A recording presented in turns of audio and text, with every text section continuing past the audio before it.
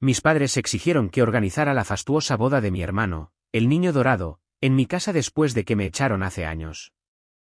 Me negué, así que planearon emboscarme con toda la comitiva nupcial de todos modos. No tenían idea de lo que había preparado en respuesta. Soy Mark, tengo 35 años y mis padres intentaron obligar a que la boda de mi hermano, el niño dorado, se celebrara en mi casa 8 años después de que me echaran y me dijeran que ya no era su hijo. Antes de contarles cómo planifiqué y ejecuté meticulosamente una respuesta que convirtió su arrogante emboscada en la humillación más pública y financieramente catastrófica que jamás hubieran podido imaginar, déjenme saber desde dónde están viendo esto en los comentarios aquí abajo. Todo comenzó en lo que debería haber sido un perfecto domingo por la mañana, el tipo de mañana soleada y tranquila de California que te hace sentir que finalmente lo lograste. Estaba sentado en la extensa terraza de secuoya de la casa que diseñé yo mismo, construida con el dinero de un estudio de diseño gráfico que empecé desde cero. El aire era limpio, llevando el aroma del jazmín y el leve olor seco del cañón de abajo. Con una taza caliente de café en mis manos, sentí una profunda sensación de paz. Este era mi santuario. Esta era la vida que juraron que nunca lograría, el éxito contra el que activamente conspiraron. Fue entonces cuando el estridente zumbido de mi teléfono cortó el silencio, un número desconocido. Mi instinto me decía que lo ignorara, que nada bueno sale de un número desconocido un domingo por la mañana, pero un instinto tonto y persistente me hizo deslizar para contestar. Mark. La voz era más delgada de lo que recordaba, tensa por la edad, pero era tan familiar e indeseable como una pesadilla recurrente. Era una voz que había estado en silencio durante 8 años, no desde el día en que se quedó inmóvil en la puerta viendo a mi padre lanzar mis pertenencias al jardín delantero como si fueran basura. Era mi madre, Eleanor. Mamá, la única palabra se sintió extraña en mi boca, tensa y quebradiza. Todo mi cuerpo se puso rígido, un soldado poniéndose en posición de firmes. La perfecta paz de la mañana no solo se rompió, detonó. Mark, cariño, ronroneó, la voz recubierta de una dulzura falsa y espesa que siempre me ponía la piel de gallina. Tengo la noticia más maravillosa. Tu hermano, Jason, finalmente se va a casar. No dije nada. Mi silencio era un muro. Jason, el niño dorado, el elegido, el hijo que fue a la facultad de Derecho como un buen chico, aunque le tomó 3 intentos y una generosa donación de mi padre para finalmente lograrlo. Se va a casar con Annabelle Rose del club de campo. Su padre es Franklin Rose de Rose Investments, un hombre muy importante. Hizo una pausa, esperando claramente que me impresionara, que me sorprendiera por el golpe social que había orquestado. Tomé un sorbo lento de mi café. De todos modos, ya se había enfriado. Ella continuó, imperturbable, hemos estado buscando lugares y, sinceramente, nada se compara con tu encantadora casa. Todos hemos decidido que la ceremonia será en tu jardín trasero. Esa magnífica vista será perfecta para las fotos. Casi me atraganto. La pura y descarada audacia de ello era como una fuerza física. No era una petición. Ni siquiera era una exigencia. Era un decreto real. No, dije. La palabra salió plana, fría y absoluta. La dulzura almibarada en su voz se volvió ácida. ¿Qué quieres decir con no, Mark? No seas egoísta. Esto es para tu hermano. Esto es por el bien de la familia. ¿Familia? Una risa corta y amarga escapó de mis labios. ¿Qué familia? Me echaron. Me dijeron, y cito, que ya no era hijo de esta casa. No me han dirigido una sola palabra en 8 años. No somos familia. Su voz bajó a un susurro helado. No te atrevas a hablarme en ese tono. Somos tus padres y nos mostrarás respeto. Ya es demasiado tarde para tu pequeña protesta de todos modos. Las invitaciones ya han sido impresas y enviadas por correo con tu dirección. 200 de las personas más importantes de la ciudad esperan estar aquí el sábado, 15 de septiembre. Estaremos allí, Mark, y no harás una escena y avergonzarás a esta familia frente a los Rose. Clic, ella colgó. Me quedé congelado en mi propia terraza, con el teléfono apretado en mi mano, mis nudillos blancos. La amenaza pendía en el aire, espesa y sofocante. Iban a invadir mi casa, mi santuario, el único lugar en la tierra que había creado para mí, y lo iban a usar como un atrezo para su familia perfecta y feliz, una familia de la que nunca fui lo suficientemente bueno para ser parte. Miré hacia el extenso cañón, a la prueba tangible de una vida construida a partir de los escombros de su rechazo. Pensaron que todavía era ese niño asustado y roto de 18 años. Pensaron que me derrumbaría. No tenían idea de con quién estaban tratando ya. El eco del tono demarcado se desvaneció, dejando un silencio resonante que era más fuerte de lo que había sido la voz de mi madre. Mi corazón era un tambor frenético contra mis costillas. Mi primer instinto inmediato fue llamar a George. Era más que un amigo. Era la única familia que había tenido durante los últimos 8 años. Fue él quien apareció con 2 sacos de dormir y un paquete de 6 cervezas la noche en que me echaron, quien no dijo una palabra, sino que se sentó conmigo en la acera hasta el amanecer. Fue él quien creyó en mí cuando no tenía absolutamente ninguna razón para creer en mí mismo. George, dije, mi voz tensa, en el momento en que contestó, necesitas sentarte. No vas a creer el nivel de locura con el que estoy lidiando ahora mismo. Relaté toda la conversación, mi voz temblaba con una mezcla de rabia e incredulidad. Le conté sobre la exigencia, el tono, la amenaza, los 200 invitados.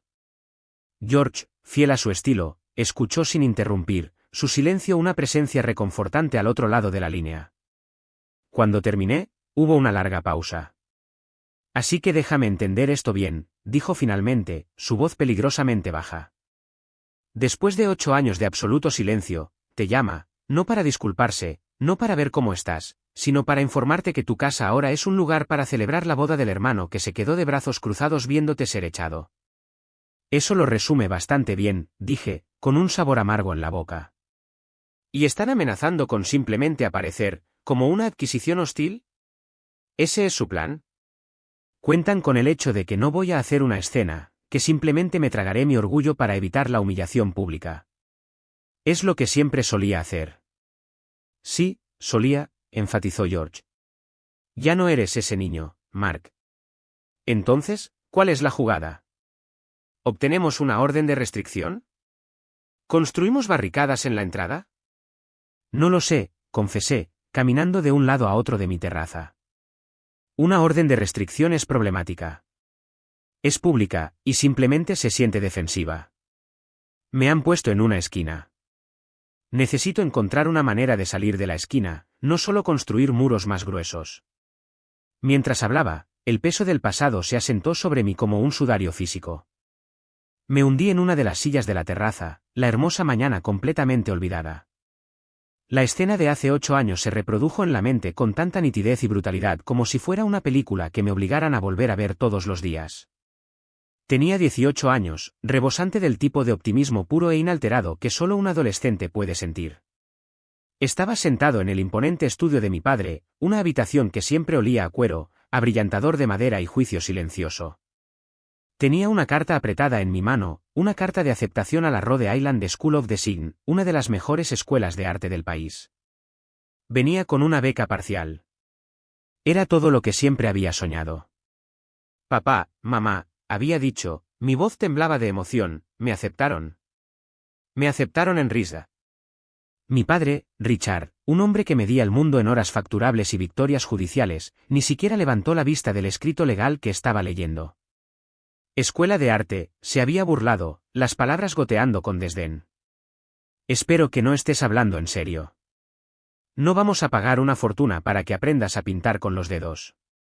Estás inscrito en el programa de Pre-Derecho en State este otoño. Esa decisión ya ha sido tomada. Pero este es mi sueño, papá, había rogado, mi voz se reducía bajo su mirada despectiva. Soy bueno en esto. La gente ya me paga por encargos. Puedo construir una carrera real. Eso lo hizo levantar la vista, sus ojos del color del acero frío me clavaron a la silla. Una carrera, bramó, su voz resonando en la habitación silenciosa. Serás un bohemio, viviendo en un apartamento sucio, mendigando sobras. Serás una desgracia para el nombre de esta familia. Ningún hijo mío va a desperdiciar su vida en tonterías tan infantiles. Te convertirás en abogado. Serás respetable. Traerás honor a esta familia, ¿no vergüenza? Mi madre, Eleanor, estaba de pie en la puerta, con los brazos cruzados, una estatua silenciosa de mármol de acuerdo.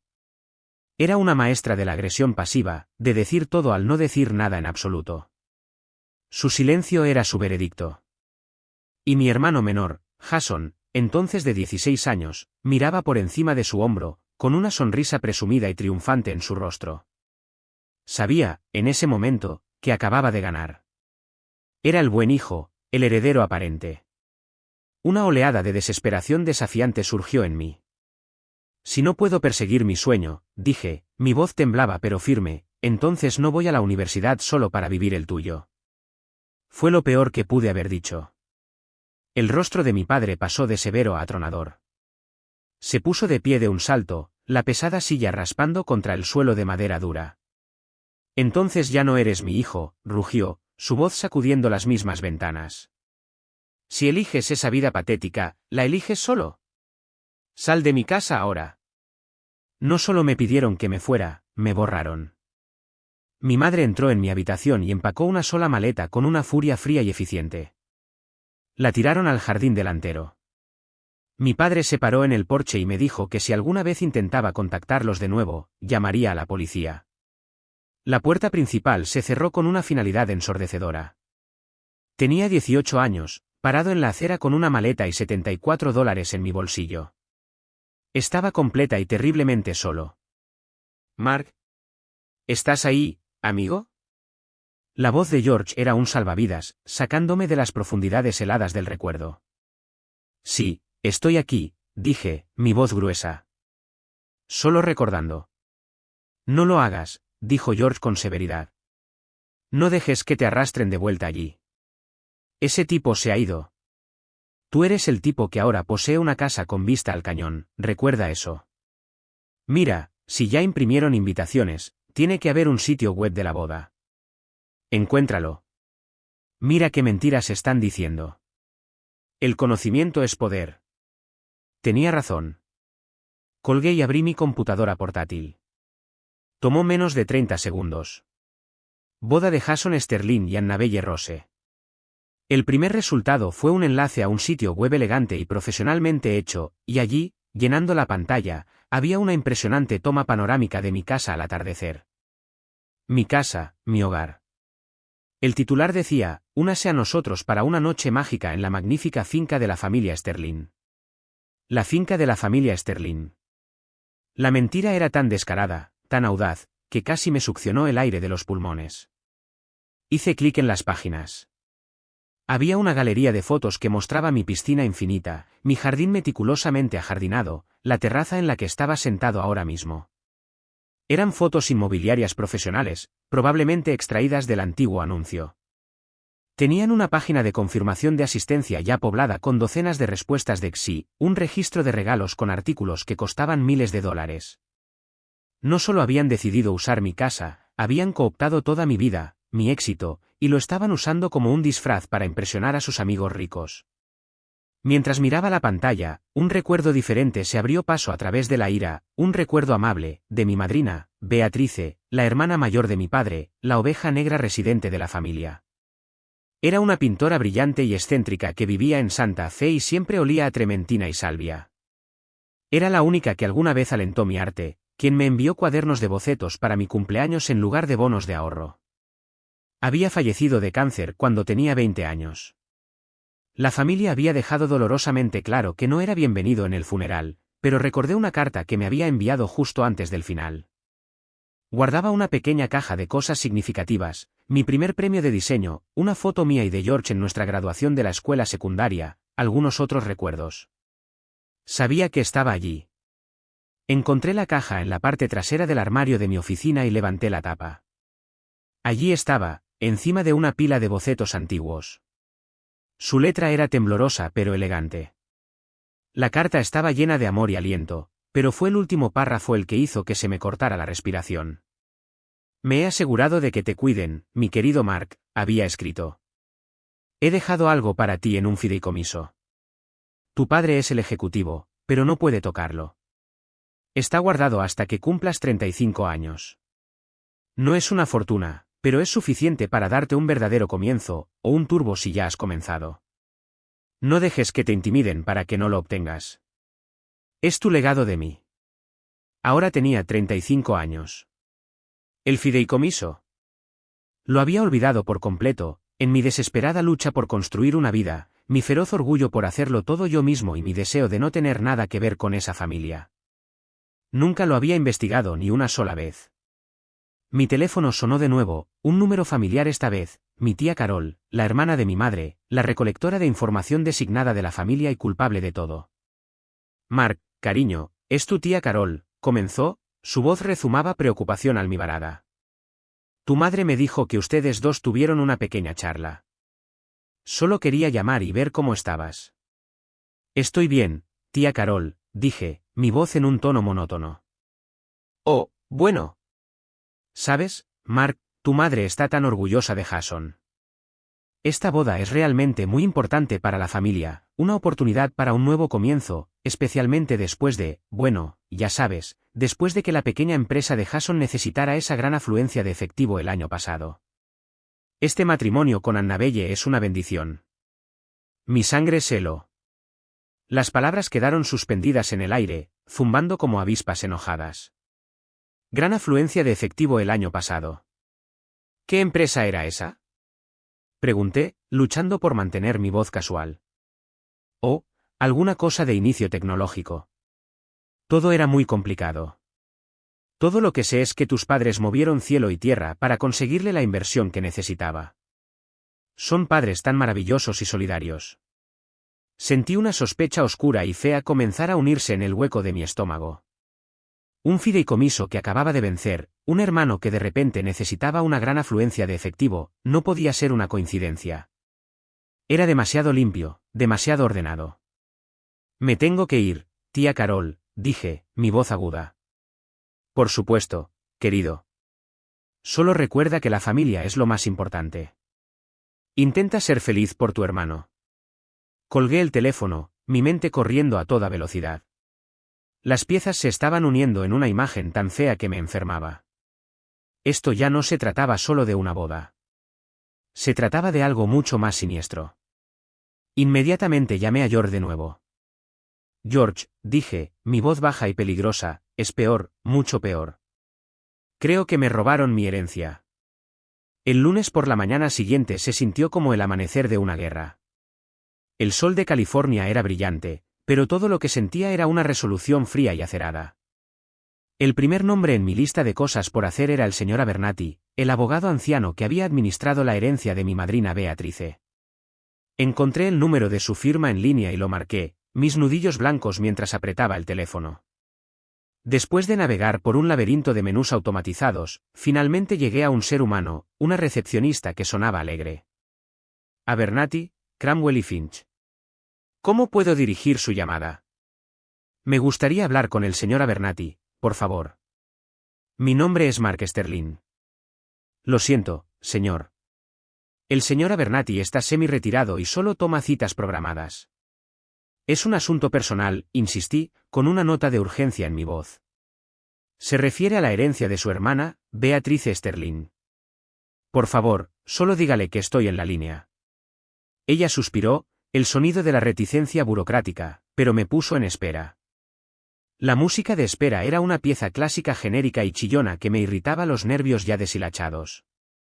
Caminé de un lado a otro de mi oficina, mis pasos hacían eco del ritmo frenético de mi corazón. Cada segundo que pasaba se sentía como una hora. Finalmente, una voz grave llegó a la línea. Mark. Mark Sterling. ¿Eres realmente tú, hijo? Señora Abernathy, sí, soy yo.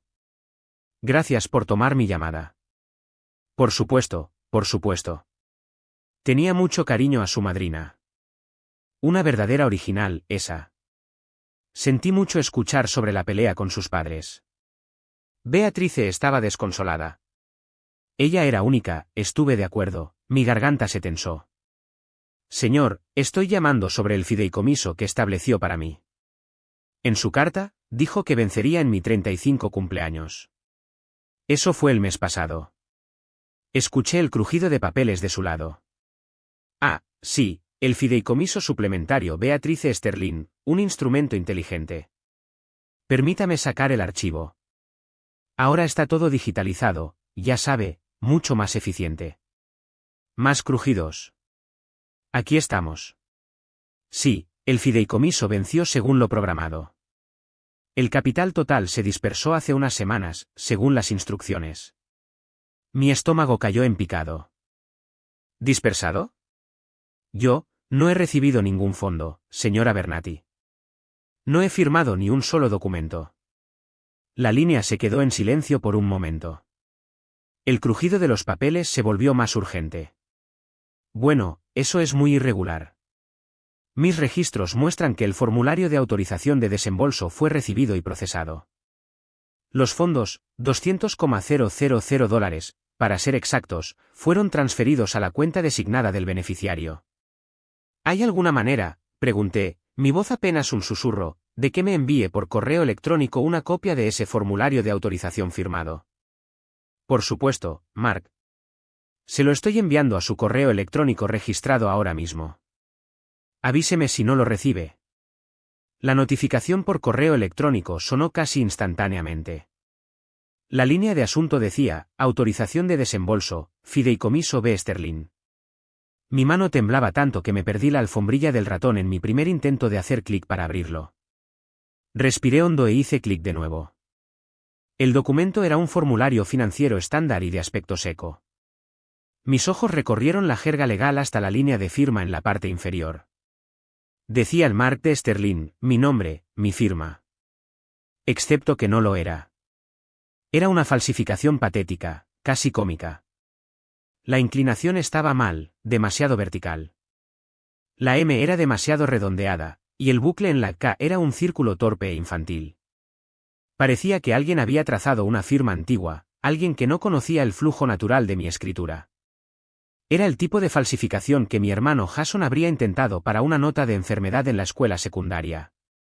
Pero Jason no habría sabido cómo acceder a esto. Mi padre, por otro lado. Mi padre era el albacea del testamento de Beatrice. Habría tenido todos los documentos. Habría sabido la fecha exacta en que vencía el fideicomiso. Habría sabido exactamente lo que estaba haciendo. Las piezas no solo encajaron, se juntaron con la fuerza de un accidente automovilístico. Mi padre había falsificado mi firma. Me había robado mi herencia. $200,000, la gran afluencia de efectivo que la tía Carol había mencionado tan útilmente para el último negocio fallido de Jason. No era solo una mano amiga de un padre solidario, era hurto mayor. Era mi dinero, que me dejó la única persona en mi familia que alguna vez me había visto de verdad, y lo habían desviado para alimentar las ambiciones de su niño dorado. Una ola de náuseas calientes y vertiginosas me invadió. Tuve que agarrarme al borde de mi escritorio, mi visión se estrechaba. Esto no se trataba solo de dinero.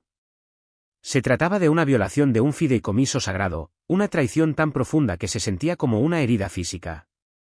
Durante 8 años, habían fingido que estaba muerto para ellos, pero era una mentira. No estaba muerto para ellos.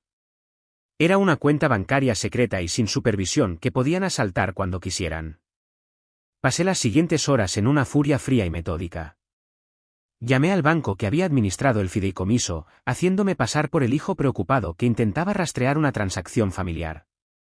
Logré sonsacar los detalles de la transferencia bancaria a un representante de servicio al cliente comprensivo. El dinero había sido transferido de la cuenta fiduciaria a una cuenta de ahorros personal a nombre de Richard Sterling. A partir de ahí, se realizaron una serie de transferencias posteriores a una cuenta corriente corporativa para una empresa llamada Jason Ventures LLC. Una búsqueda rápida en línea confirmó que la empresa se había disuelto oficialmente hace 3 meses, sus activos figuraban como cero. El dinero se había ido, desaparecido. Justo cuando estaba absorbiendo el alcance total y repugnante del robo, mi teléfono sonó con un número local desconocido. Casi no contesté, pero estaba en un estado de hipervigilancia. Hola, ¿puedo hablar con Mark, por favor?, preguntó la voz alegre de una mujer. Habla. Maravilloso. Soy María de Elegant Events Catering. Solo estoy haciendo una confirmación final para la hermosa boda de Jason Sterling y Annabelle Rose, programada para el 15 de septiembre en su encantadora propiedad. Todos estamos muy emocionados. Solo estoy llamando para confirmar el calendario de pagos final. Recibimos el depósito inicial, y el saldo restante de $45,000 vencerá una semana antes del evento. Solo quería asegurarme de que estuviera todo listo para manejar eso. Me congelé, el teléfono se sentía como un bloque de hielo contra mi oído. Mi cerebro tartamudeó, tratando de alcanzarlo. Lo siento, ¿podría repetir eso? ¿Qué depósito? El depósito de $15,000 que hizo con nosotros el mes pasado, dijo, su alegría vacilando en confusión. Se cargó a la tarjeta de crédito Visa que termina en 4277, emitida a nombre de Mark Sterling. Mi sangre no solo se heló, se convirtió en hielo sólido. ¿Esa tarjeta? Era una tarjeta suplementaria de la cuenta de mi padre que había tenido en la universidad para emergencias. La había cortado y tirado hace 8 años, asumiendo que la cuenta estaba cerrada. Nunca la habían cancelado. Se habían quedado con el número, y lo acababan de usar para hacer un depósito no reembolsable en una factura de catering de $45,000 a mi nombre. No solo planeaban estrellarse en mi casa, planeaban que yo financiara todo el extravagante asunto. La pura y audaz audacia cerebral de la galaxia era casi impresionante. Por una fracción de segundo, volvió esa vieja sensación de impotencia, la sensación de ser un niño pequeño atrapado en un juego con gigantes crueles que escribían todas las reglas. La desesperación era un peso físico que presionaba mi pecho, susurrando, es demasiado. Simplemente ríndete. Déjalos tener su victoria. Es más fácil. Pero entonces mis ojos se posaron en la firma falsificada en la pantalla de mi computadora. Pensé en las palabras amables y alentadoras de Beatrice en su carta. Pensé en los 8 años de silencio, en la lucha, en el orgullo que había sentido al construir esta vida ladrillo a ladrillo doloroso. La desesperación no solo se desvaneció, se quemó. Se quemó, dejando atrás una ira tan pura, tan fría, tan letalmente enfocada que se sentía como un arma. Pensaron que era débil. Pensaron que todavía era ese niño roto que podían manipular y descartar a voluntad. Habían entendido fundamentalmente quién me había convertido en su ausencia. Cogí el teléfono y marqué a George. Mi mano estaba perfectamente firme. Cometieron fraude grave, George, dije, mi voz tranquila y totalmente desprovista de emoción. Robaron 200.000 de mi herencia, y acaban de intentar incriminarme por una factura de catering de $45,000. Esto se acabó. Esto no es un drama familiar. Esta es una empresa criminal, y voy a desmantelarla pieza por pieza. Las 48 horas siguientes fueron una clase magistral de caos controlado. Mi ira se había enfriado de un fuego furioso a un rayo láser. Mi primera llamada después de mi revelación a George fue una segunda llamada a George. Necesito hablar con tu tío, dije, sin preámbulos. El juez Thompson. No estoy pidiendo un favor ni que rompa ninguna regla. Necesito un café de 30 minutos, no oficial. Necesito entender la estrategia. Necesito saber cómo piensa un hombre poderoso cuando ha sido acorralado.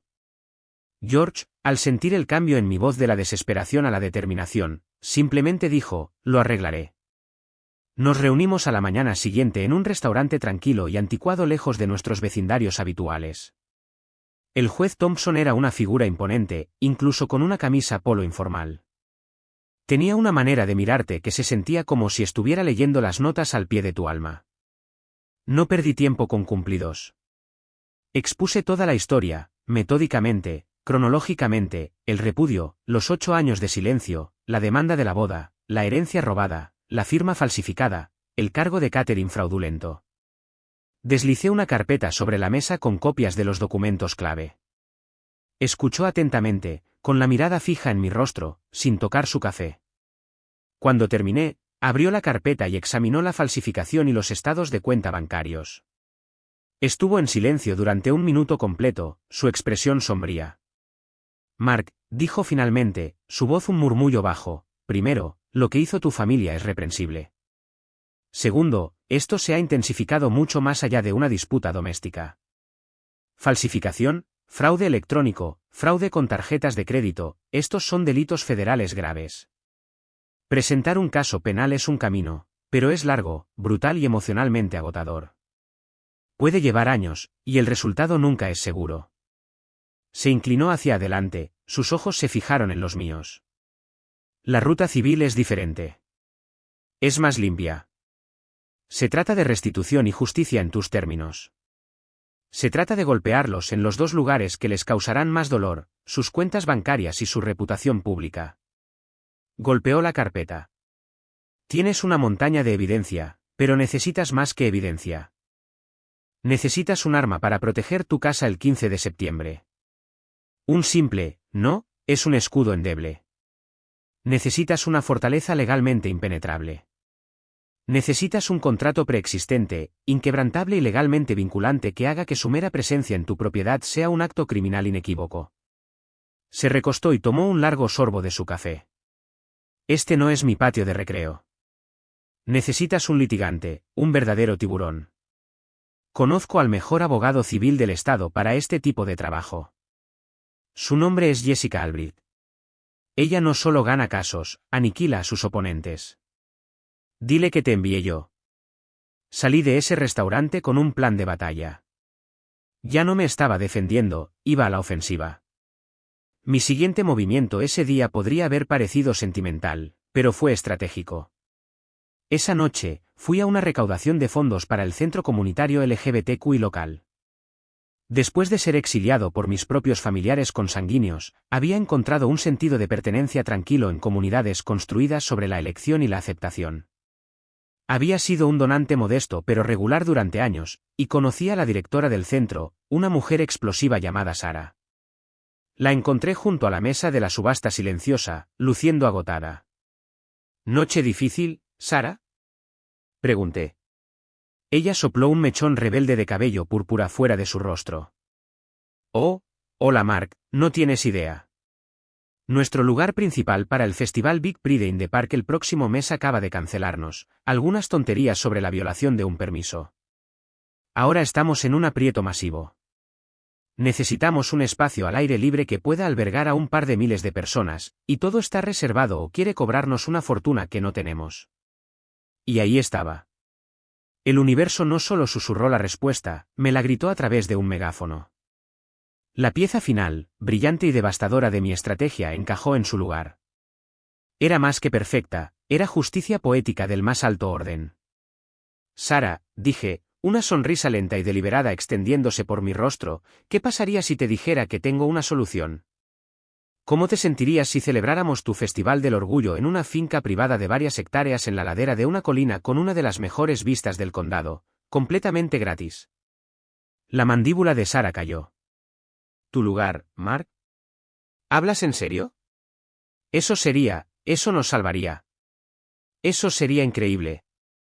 Hablo en serio, dije, mi sonrisa se ensanchó. Solo tengo una condición no negociable. Cualquier cosa. Dime. Tiene que ser el sábado, 15 de septiembre.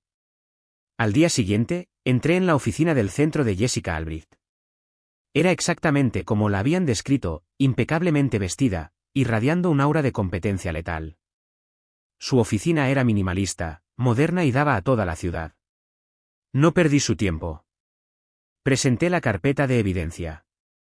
Examinó los documentos con un enfoque aterrador, sus ojos agudos no perdieron nada. Una sonrisa lenta y depredadora se formó en sus labios. Era la sonrisa de un tiburón que acababa de oler sangre en el agua. Señor Sterling, dijo, su voz suave como la seda pero con un borde de acero, esto no es una demanda, esta es una ejecución pública. Presentaremos una demanda por el capital del robo, 8 años de intereses compuestos, restitución total por los cargos fraudulentos y daños punitivos por la imposición maliciosa e intencional de angustia emocional. Su comportamiento es tan atroz, tan fuera de lugar, que un jurado hará fila para otorgarle daños y perjuicios. Luego le conté mi plan para el Festival del Orgullo. Se reclinó en su silla y soltó una risa baja. Fue un sonido de pura y absoluta admiración profesional. «Oh, qué belleza», susurró. «No solo es legalmente hermético, sino psicológicamente devastador. Me encanta». Pasamos el resto del día con su equipo redactando los contratos y las notificaciones legales. La demanda fue redactada, preparada y lista para ser presentada a las 9 de la mañana del lunes, 17 de septiembre. El contrato de arrendamiento de mi propiedad al centro comunitario para el festival fue acelerado, firmado y certificado ante notario antes de que terminara el día hábil. Pagué por todos los permisos imaginables, por una póliza de seguro para eventos masivos, por un equipo de seguridad privada y por un destacamento de agentes de policía fuera de servicio para manejar el tráfico, el control de multitudes y, lo más importante, cualquier invitado no deseado. En las 2 semanas siguientes, mi propiedad se convirtió en un campo de entrenamiento. Camiones de reparto llegaron a horas intempestivas, dejando andamios, equipos de sonido, plataformas de iluminación y baños portátiles, todo almacenado discretamente en mi gran garaje y detrás de la casa de huéspedes. A pesar de todo, mi familia permaneció en silencio, ni una sola llamada o mensaje de texto. Sabía lo que estaban pensando. Pensaban que mi silencio era una capitulación. Me imaginaban cortando el césped con resentimiento, preparando mi casa para su glorioso triunfo. Se reían, brindando por su victoria, seguros de su poder sobre mí. Vivían en una fantasía hermosamente construida, y yo estaba construyendo silenciosa y metódicamente la bomba que lo haría volar todo en pedazos. La mañana del 15 de septiembre amaneció brillante e increíblemente despejada. Un cálido viento de Santa Ana agitó las hojas de mi terraza. El aire no estaba lleno de la energía nerviosa de una boda, sino con el ritmo pulsante de la música pop y el zumbido alegre y ascendente de cientos de voces. A las 10 de la mañana, mi casa había sufrido una metamorfosis completa. El extenso césped principal donde mi madre había imaginado un altar adornado con flores ahora estaba dominado por un escenario masivo. Una pancarta de arcoíris, del tamaño de un autobús pequeño, se extendía por la parte superior, con sus audaces letras blancas proclamando: "El amor es amor". Camiones de comida, un vibrante convoy de delicias culinarias, estaban estacionados a lo largo de la amplia entrada, esparciendo aromas de tacos, pizza y barbacoa en el aire. Un mar de personas, un caleidoscopio de edades, géneros y orígenes, fluía a través de la propiedad, sus rostros iluminados de alegría. Sara y su equipo habían obrado milagros. Mi casa, mi santuario de soledad, nunca se había sentido tan llena de vida, tan llena de felicidad genuina e incontaminada. Era una celebración de todo lo que mi familia rechazaba. A las 2:30 de la tarde en punto, la hora de llegada impresa con elegante escritura en las invitaciones fraudulentas, apareció el primer signo de la invasión. Una procesión fúnebre de 5 relucientes limusinas negras comenzó su lento y arrogante avance por mi largo y sinuoso camino de entrada. Estaba parado en el balcón del segundo piso de mi oficina, un punto de vista elevado con vista a toda la entrada. Sentí una calma extraña y poderosa asentarse sobre mí, la quietud en el ojo de un huracán que había diseñado. George estaba a mi lado, con su teléfono firme, su lente capturando la escena de abajo. Jessica, mi abogada, estaba colocada discretamente cerca de la puerta principal, con un portafolio de cuero metido bajo el brazo. Y el sargento Miller, un hombre cuyo porte tranquilo irradiaba autoridad, estaba con 2 de sus oficiales fuera de servicio, listos. El tablero estaba listo. Las piezas estaban en movimiento. La limusina principal se detuvo justo antes de la puerta principal, que ahora estaba flanqueada por 2 voluntarios sonrientes del festival que sostenían portapapeles. La puerta trasera de la limusina se abrió y mi padre, Richard, salió con dificultad. Estaba embutido en un smoking que le quedaba una talla demasiado pequeña, su rostro enrojecido por una combinación de calor y engreimiento. Mi madre, Eleanor, emergió a continuación, una visión frágil en seda color champán y un sombrero ridículamente grande, su rostro una máscara cuidadosamente construida de triunfalismo engreído. Luego vino mi hermano, Jason, luciendo pálido y sudoroso en su traje, seguido por su futura novia, Annabelle Rose, quien se parecía menos a una novia sonrojada y más a una rehén aterrorizada. De los autos siguientes, los padres de Annabelle, los notoriamente conservadores y obsesionados con la imagen, el señor y la señora Rose, emergieron, junto con mi traicionero primo, David, y una camarilla de otros parientes, todos vestidos con sus mejores galas. Mi padre, ignorando por completo a los voluntarios, se dirigió a la puerta de hierro y la sacudió con impaciencia. Muy bien, abran esto, ladró, no a nadie en particular, sino al mundo en general. La fiesta de bodas ha llegado. Un joven de ojos amables y un prendedor de arcoíris en su camiseta dio un paso adelante. Lo siento mucho, señor, dijo con inquebrantable cortesía, pero hoy este es un evento privado con entrada, el Festival Orgullo en las Colinas. ¿Está en la lista de invitados? Mi padre lo miró como si acabara de empezar a hablar en lenguas. ¿Qué me acaba de decir?, espetó. ¿Qué es todo esto? ¿Este ruido? ¿Este circo? Agitó una mano desdeñosa y disgustada hacia un grupo cercano de personas que reían y ondeaban pequeñas banderas del orgullo. Sara, la directora del festival, dio un paso adelante, con su portapapeles sostenido como un escudo. Es nuestra recaudación de fondos anual, señor, dijo, con voz clara y firme, y toda esta propiedad ha sido arrendada legal y contractualmente al centro comunitario por la duración del día. Fue en ese momento que mi madre, con los ojos escaneando la propiedad con creciente pánico, finalmente me vio en el balcón. Mark, gritó, su voz una cosa penetrante y fea. Señaló con un dedo tembloroso, su guante color champán haciendo el gesto aún más dramático. ¿Qué significa esto? Estás arruinando el día especial de tu hermano. Bajé lentamente por la escalera de caracol exterior, dejando deliberadamente que su furia creciera. Caminé por el césped y me detuve a una distancia segura de 10 pies de la puerta, obligándolos a mirarme a través de los barrotes como los intrusos que eran. ¿El día especial de mi hermano?, pregunté, mi voz amplificada por el repentino silencio expectante. Madre, creo que fui explícitamente claro con usted por teléfono cuando dije, no. Ustedes eligieron no escuchar. Este no es mi problema. Somos tus padres, rugió Richard, su voz quebrándose con rabia impotente. Esta es la casa de nuestra familia. Abrirás esta puerta y cerrarás este espectáculo de fenómenos ahora mismo. Agarró los barrotes de hierro y los sacudió violentamente, su rostro adquiriendo un tono morado peligroso y manchado. En realidad, dije, bajando la voz a un tono frío y clínico que sabía que lo enfurecería más que los gritos, esta es mi casa, comprada con mi dinero, ganado con la carrera que ustedes llamaron una fantasía infantil. Y hoy, esta propiedad es el sitio legalmente sancionado del Festival Orgullo en las Colinas. Ustedes, y los 200 invitados que están a punto de llegar y encontrarse con esto, no están invitados. Legalmente, están clasificados como intrusos. Como si fuera convocado por la propia palabra, el sargento Miller avanzó. Su gran tamaño y la autoridad de su uniforme tuvieron un efecto amortiguador inmediato en la escena. Señor, dijo, dirigiéndose a mi padre con una voz impecablemente cortés pero que no dejaba lugar a la discusión, mis oficiales y yo hemos revisado personalmente los permisos del evento, los documentos del seguro y el contrato de arrendamiento firmado. Este es un evento privado legítimo. El dueño de la propiedad ha dejado claro que no los quiere aquí. Les estoy pidiendo formalmente a usted y a su grupo que desalojen las instalaciones inmediatamente. La sangre desapareció del rostro de mi padre. Miró del oficial de rostro pétreo al mar de banderas del arco iris, a mí, con la boca abriéndose y cerrándose como un pez. Estaba completamente derrotado. Mi madre parecía haber recibido una bofetada.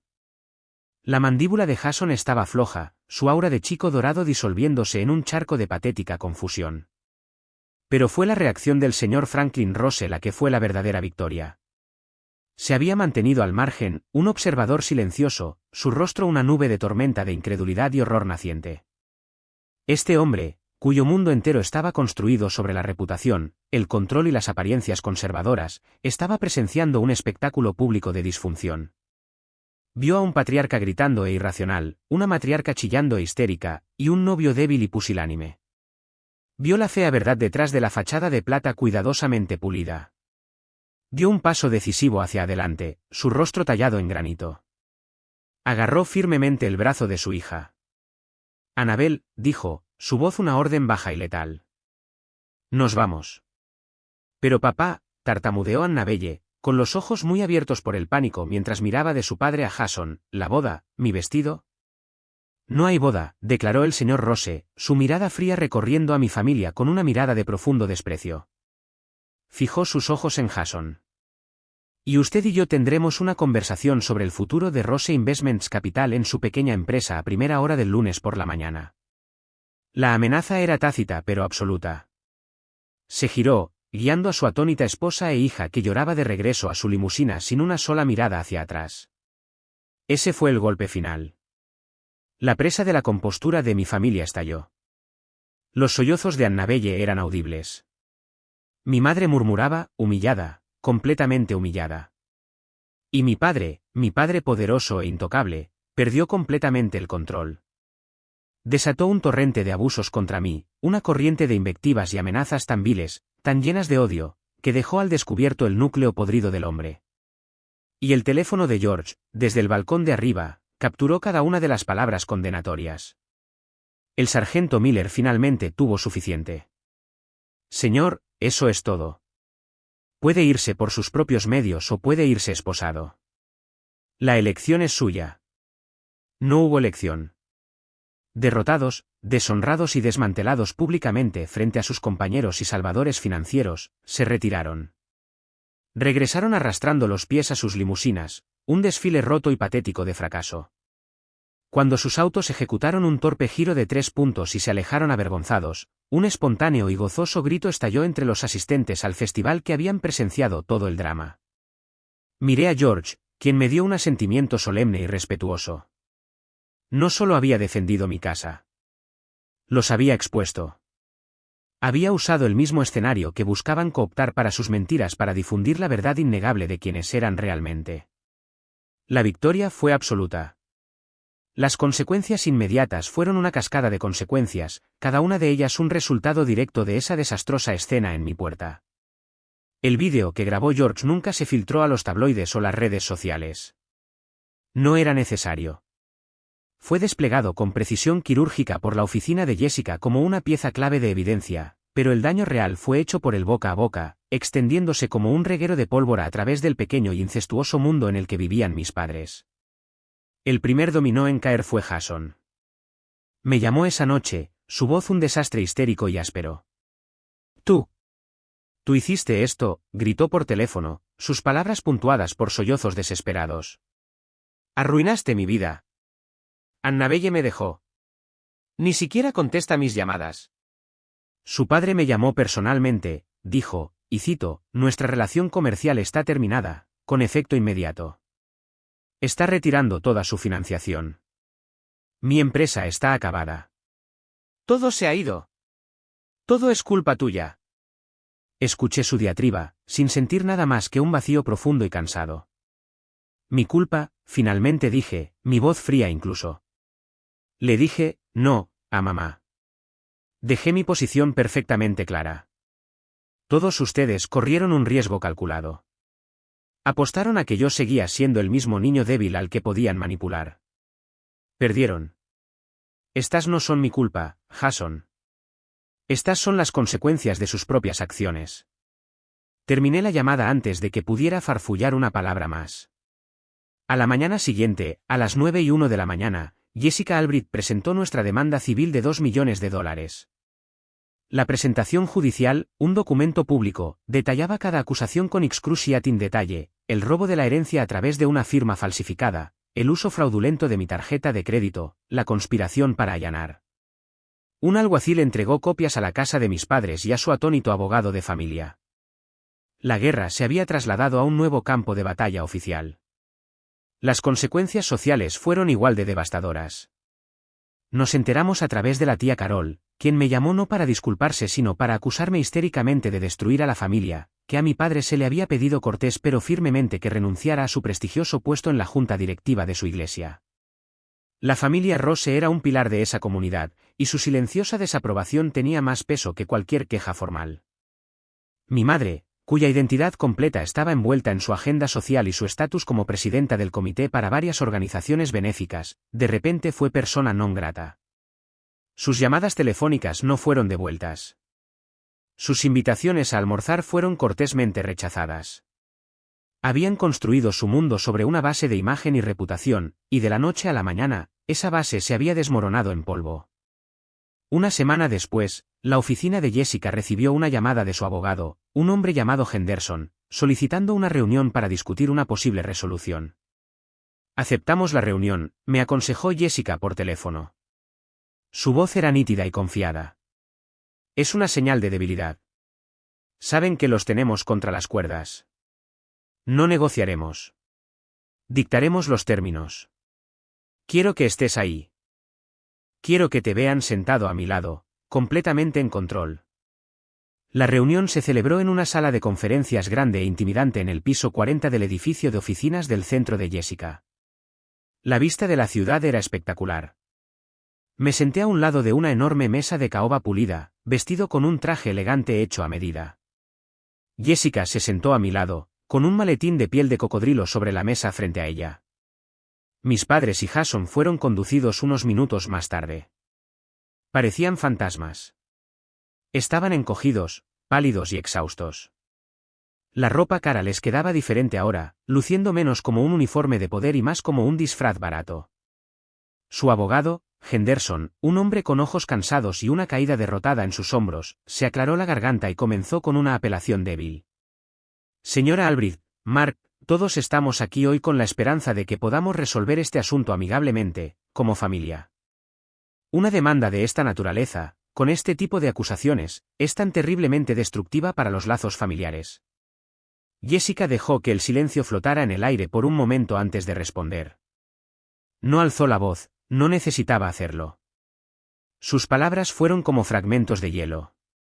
Señor Henderson, comenzó, inclinándose hacia adelante lentamente, seamos perfectamente claros.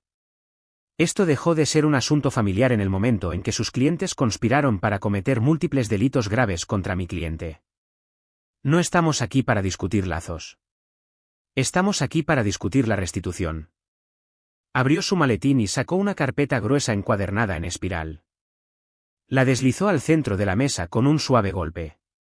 En esta carpeta, dijo, con voz fría y metódica, encontrará copias de los registros de transferencia bancaria del fideicomiso Beatrice Sterling. Encontrará una declaración jurada y notariada de un experto en caligrafía reconocido a nivel nacional que confirma que la firma en el formulario de desembolso es una falsificación. Encontrará estados de cuenta bancarios que muestran el rastro directo de esos fondos robados en Jason Ventures LLC. Luego deslizó una foto brillante de 8x10 a través de la mesa. Era una imagen fija nítida del vídeo de George, una toma perfecta del rostro de mi padre contorsionado en una máscara de pura rabia mientras me gritaba a través de la puerta.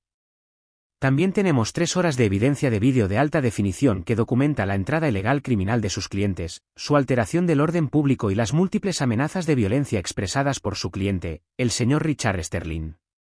Finalmente, empujó una copia del contrato de Catherine hacia adelante. Y este es el contrato fraudulento celebrado utilizando la información robada de la tarjeta de crédito de mi cliente. Tenemos una declaración completa de la división de fraude de la compañía de tarjetas de crédito. Están muy interesados en esto, por cierto. Se reclinó en su silla, una imagen de poder absoluto e inexpugnable. Mi cliente no está interesado en una disculpa. No está interesado en una sesión de terapia familiar. Está interesado en la justicia. La cifra de $2 millones que figura en nuestra demanda no es una táctica de negociación, es nuestra oferta inicial.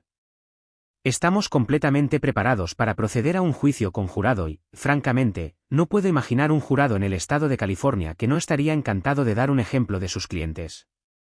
Por lo tanto, le aconsejo encarecidamente que tenga una conversación muy seria con ellos sobre los beneficios de una liquidación rápida, silenciosa y completa.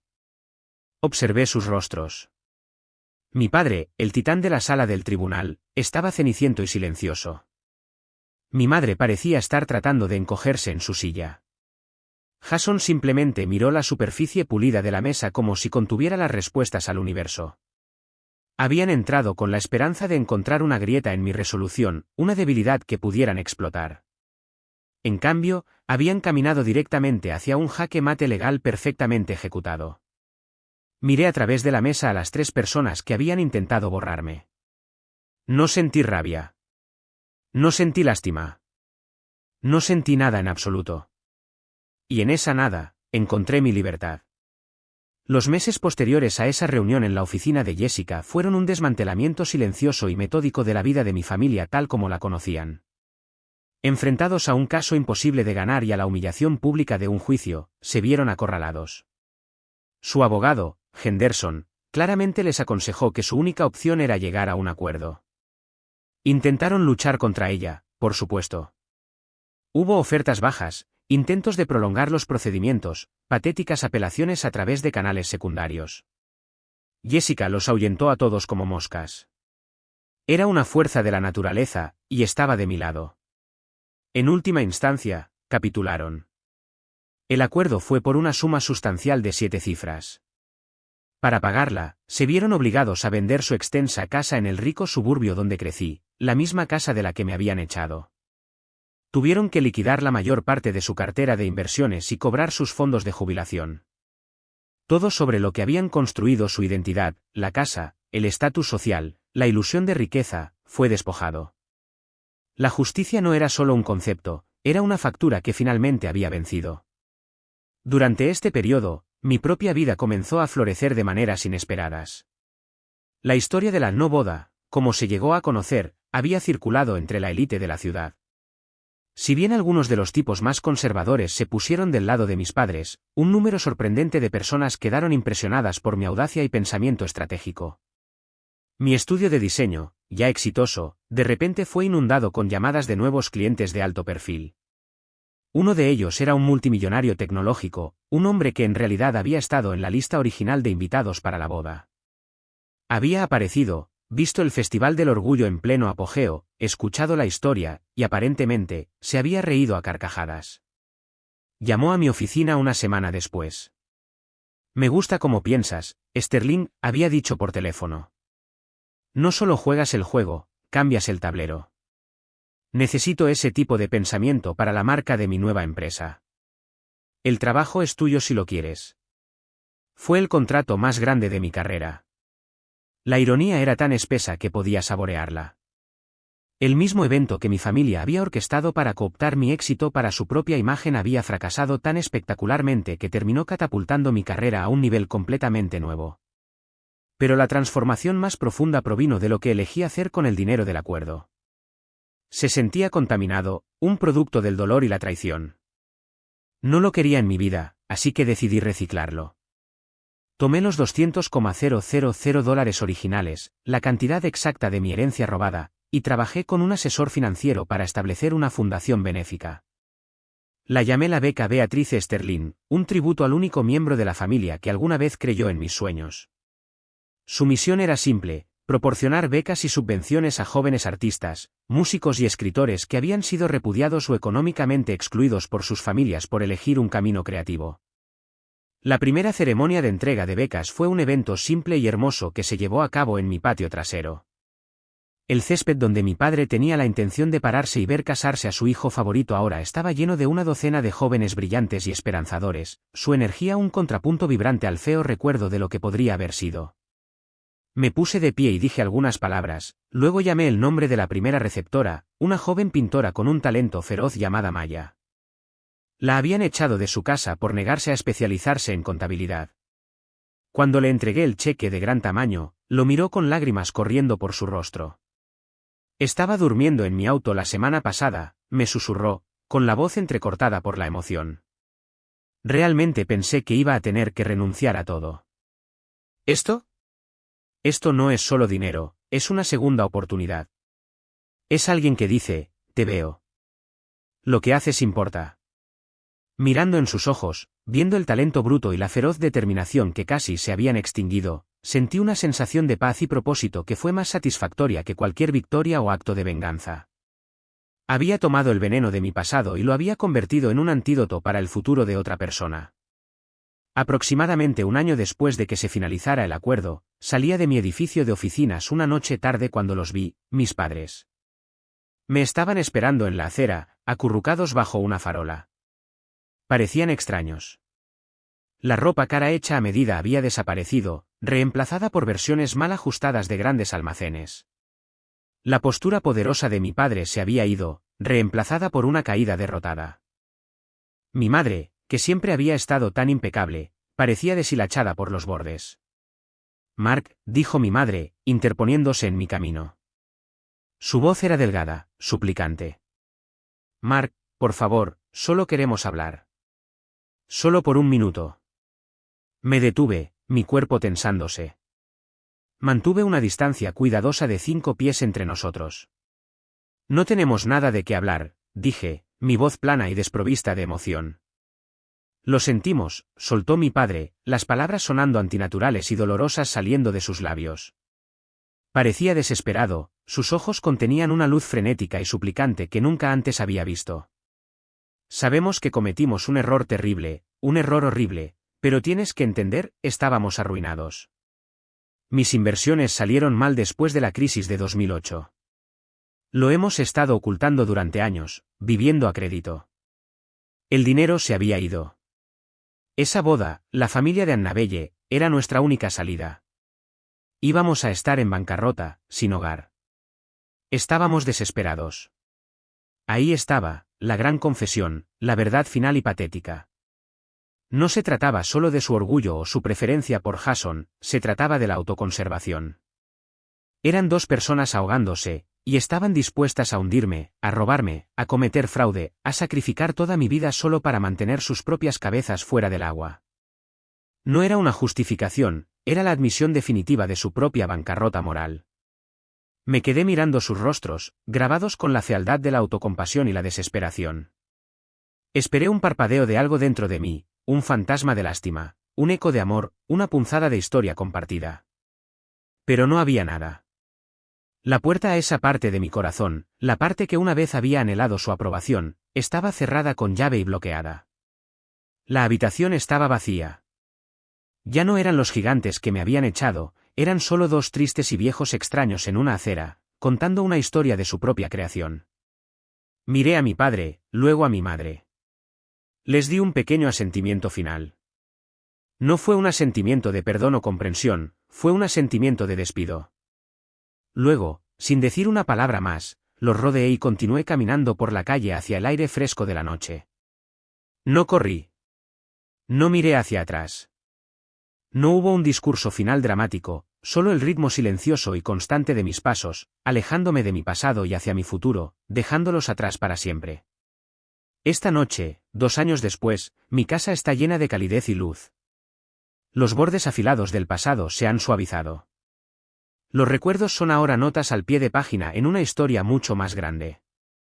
Estoy organizando una pequeña barbacoa en mi terraza, una reunión informal bajo un cielo lleno de estrellas.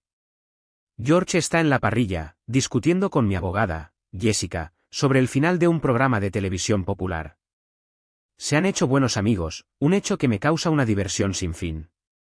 Sara, del centro comunitario, está aquí, mostrando fotos de la nueva ala juvenil que pudieron construir gracias al éxito de los últimos 2 festivales del orgullo celebrados en esta misma propiedad.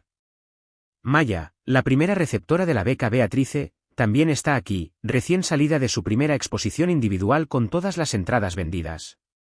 Está en una profunda conversación con los ganadores de las nuevas becas, un grupo de jóvenes músicos talentosos, ofreciéndoles consejos y aliento. Esto, pienso para mí mismo mientras miro alrededor, es mi familia, un mosaico de personas increíbles unidas no por las obligaciones de la sangre sino por la libre elección del respeto mutuo, el apoyo y el amor.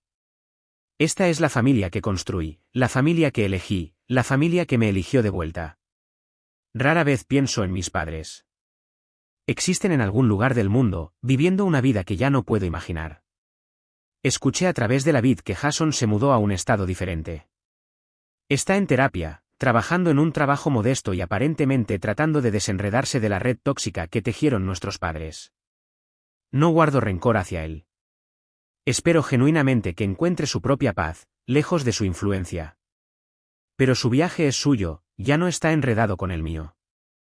Mi enfoque está aquí, en este círculo de risas, en el tintineo de los vasos, en el silencio fácil y cómodo que solo puede existir entre personas que realmente se preocupan unas por otras. A veces, tarde en la noche, me paro solo en esta terraza y miro el cañón oscuro y dormido. Es la misma vista que estaba mirando ese terrible domingo por la mañana, pero me parece diferente ahora. Ya no es solo mi fortaleza o mi santuario, es un testimonio de una poderosa verdad, que puedes construir un jardín hermoso y próspero en tierra quemada. Puedes tomar el veneno del pasado y alquimizarlo en medicina para el futuro. Mis padres intentaron usar este lugar como un escenario para sus mentiras.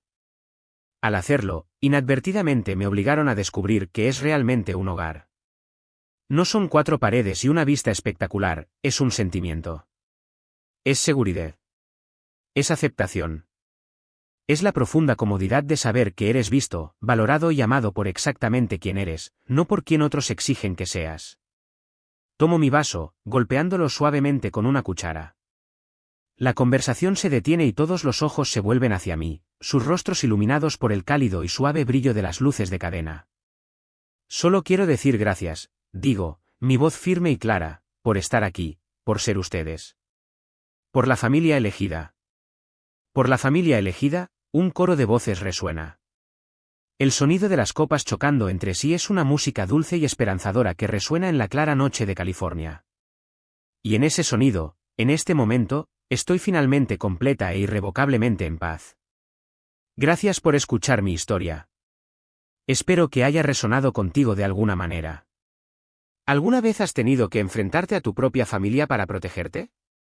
Comparte tu historia en los comentarios a continuación, y no olvides darle me gusta y suscribirte para no perderte lo que viene.